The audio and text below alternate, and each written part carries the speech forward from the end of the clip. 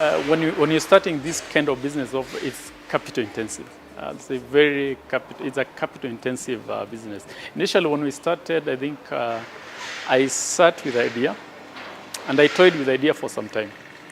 So the initial capital was that was a tough thing, and I would say it's a challenge because I had a good job, and so I had a good. So the decision to leave the employment also was a challenge.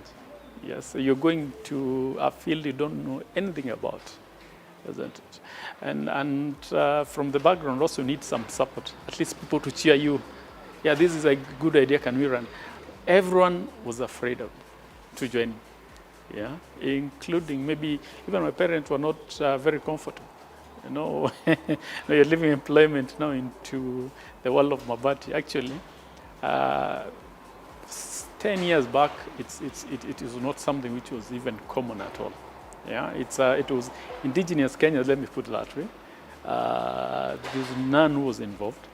So it was almost impossible even to think that this is something that would work. So initial capital was it was a challenge, but I had made savings.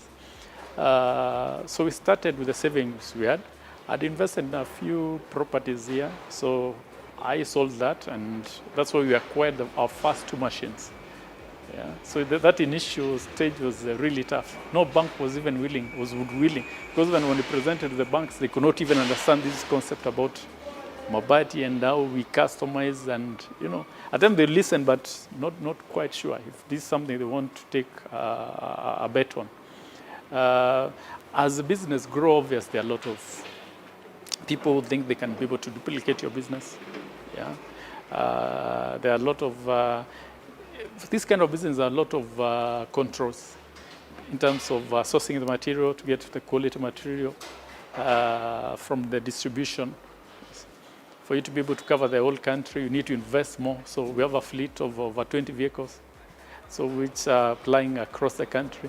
So for you to be able to manage, you're learning as you go.